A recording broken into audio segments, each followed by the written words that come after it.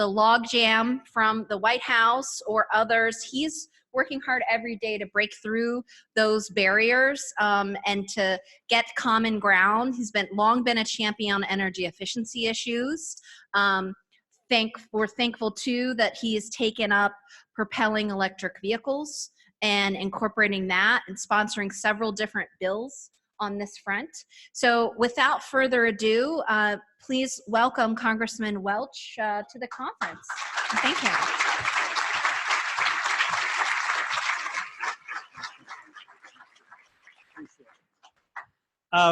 Good to be here, and I mean it. It really is good to be here.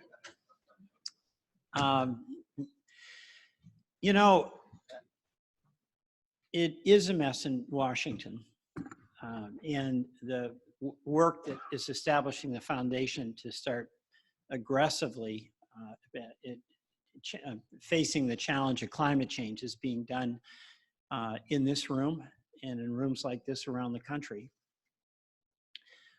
But as bad as it is in Washington right now, for reasons we can talk about a little bit later, we have an enormous amount of pent-up energy within members of Congress, particularly the House, to do practical things that are long overdue, that can make a meaningful difference in the work you do to try to help us and our citizens address climate change. And first of all, I want to thank you sincerely for doing the work you've done, because if you look at us with dismay at times, rightly so, it doesn't mean you can't continue to do your work to get together like this and collaborate and to create a culture of possibility that if we face the challenge of climate change rather than deny the existence of climate change, we actually can create good jobs, better communities, and oh, by the way, save the planet.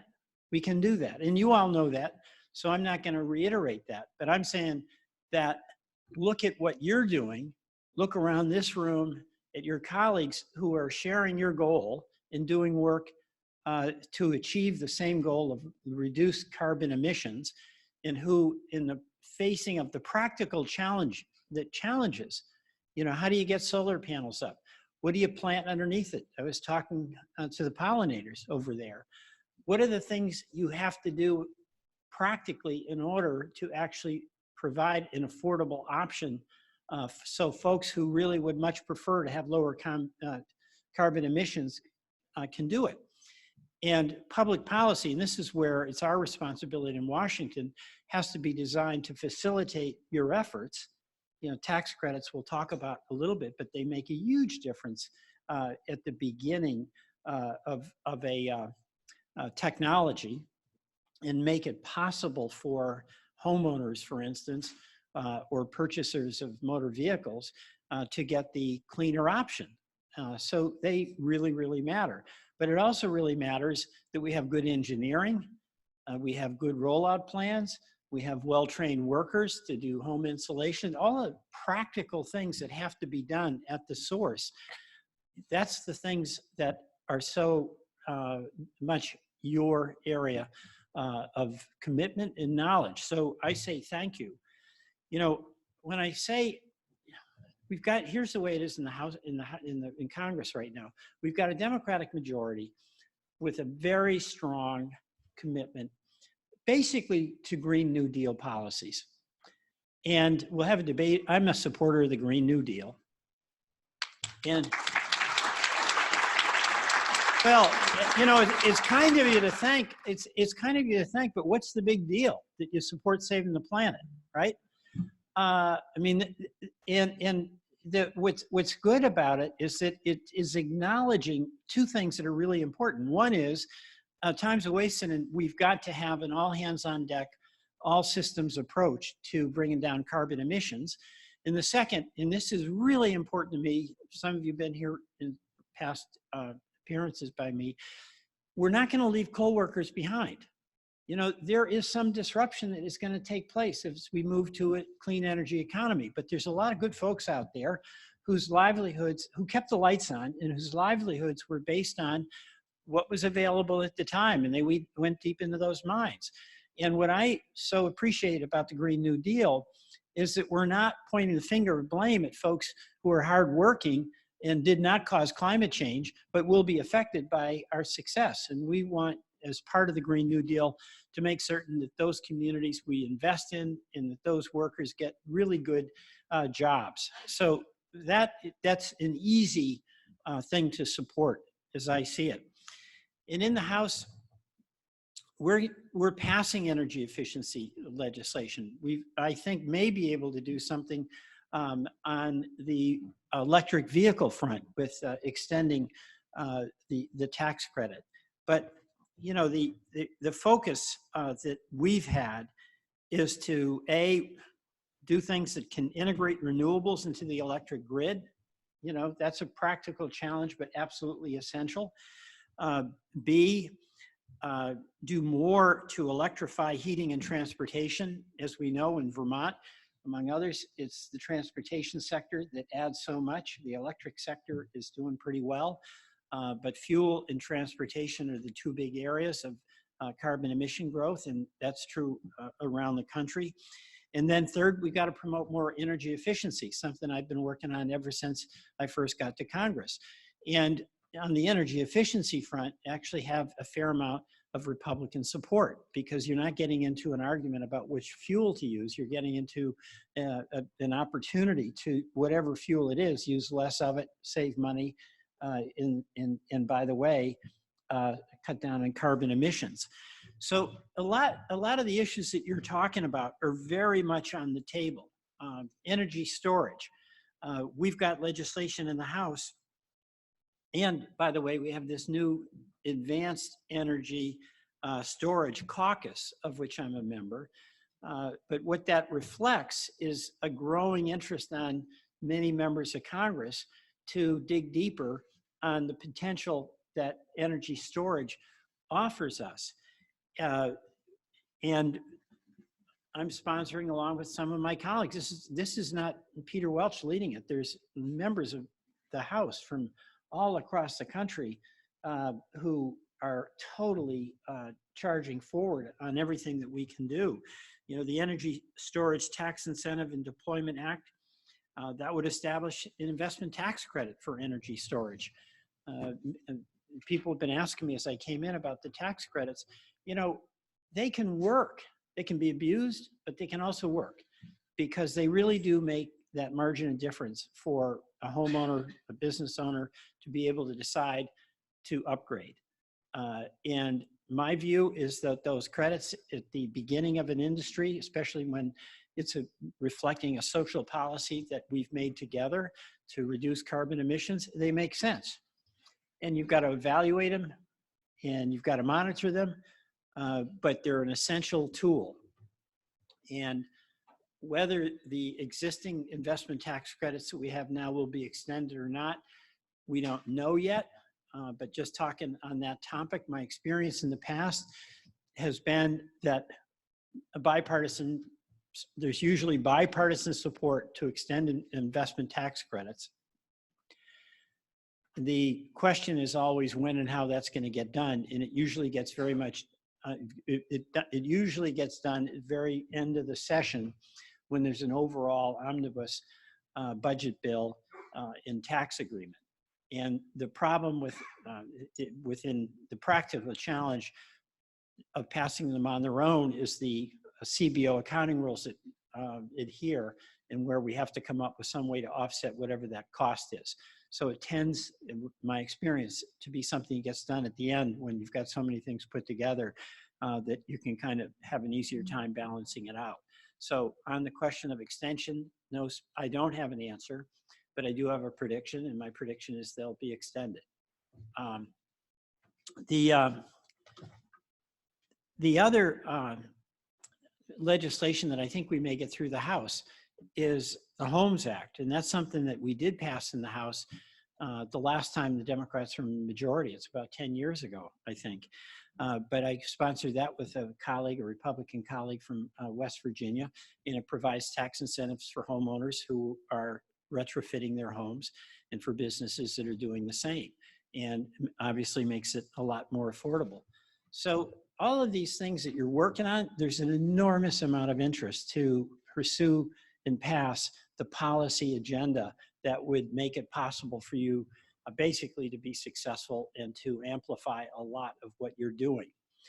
We've got the practical problem, and that is the just say no Mitch McConnell Senate, and it's a huge problem. And don't underestimate how horrible that that politician is.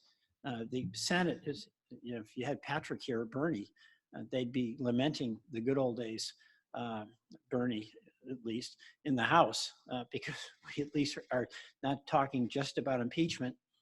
Well, it's not a topic I mind talking about. The president seems intent on making us impeach him, and some of us are willing to accommodate. But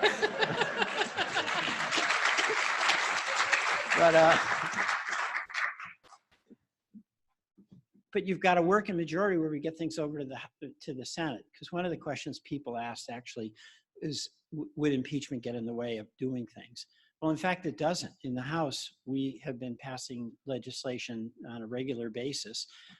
Next week and the week after, we're going to be working on bringing down the cost of prescription drugs with legislation that for the first time would give the government, our government, the authority that every other government in the country, in the world has to negotiate on behalf of consumers and bring those prices down. But what happens, of course, it goes into the graveyard of the Senate, and then the president has no legislative agenda at all himself, other than that tax cut that was so catastrophic, in my view, for the economy and for our long-term economic well-being. So what we're going to need, obviously, is a change in the Senate. We're going to need a change at the White House. But the blueprints of the public policies that would enable you to be successful are all there. You know, we break the logjam of opposition in the Senate, then I think you're gonna see that a lot of what you've been advocating for years, we have a real prospect of passing pretty quickly. So I'm hopeful, because I see us in the House is getting more and more intense energy and focus on climate change and all the things that we have to do with the grid, with storage, with electric vehicles, with alternative fuels, with energy efficiency. All of that is very much front and center on the minds of my colleagues. And a lot of my Republican colleagues, in many ways, they agree. I mean, I think that we have a chance to, a number of our bills have gotten Republican support. So we're dealing with the immovable force, that's Mitch McConnell.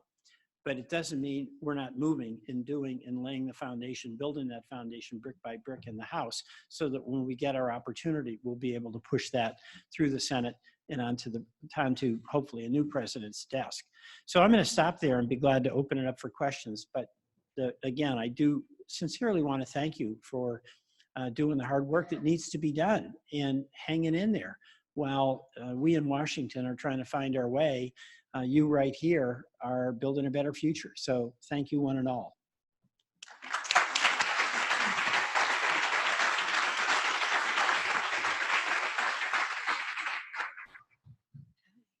Well, let's see, folks, I know I'm seeing quite a few questions come in here through the app, and thank you for taking extra time to engage with us. I'm looking at questions, and folks are voting on questions, I see. So one thing, you have long, and we are so thankful that you have long been a champion of energy efficiency. And there was discussion earlier today around redefining energy efficiency, as well as how energy efficiency and renewables, solar, storage, complement each other and fit together. Has there been any conversation on the federal level about incorporating renewables, solar into building efficiency standards, or I don't think there's been discussion about incorporating renewables into energy efficiency. The focus on energy efficiency is how do you make whatever, like a building, a commercial building or a home, more efficient. And there's two approaches on that that are talked about the most. One is just giving the homeowner some tax credit to make the investment. I actually think that's pretty practical, because if I'm a homeowner and I'm going to spend whatever it is I'm going to spend, I want to get the best deal I can in the most efficiency I can. So I have some confidence that that tax credit is going to be well managed, because there's such a financial interest on the part of the person who's going to receive it to maximize her or his benefit. The second area where we are having some trouble is on trying to get some building standards. And the home builders are opposed to that, fearing that if we have standards, it'll be a one-size-fits-all. And their concern is always, what's the cost that's going to go to the new buyer? Virtually everybody else in the building community is in support of that. And standards are incredibly important, as you know. They've got to be done right, because we can overdo it. We've gotten standards wrong various times, where the benefit that was received by imposing a standard was way below the cost to achieve it. But standards really help, because it establishes a baseline.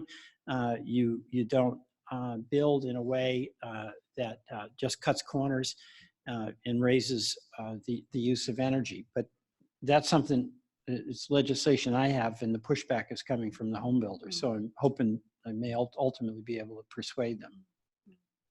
Well, we're getting a lot of questions too about electric vehicles. I know you have your own legislation and you've been working on that. Particularly, I think impactful was the challenge in enabling everyone to benefit and participate. I think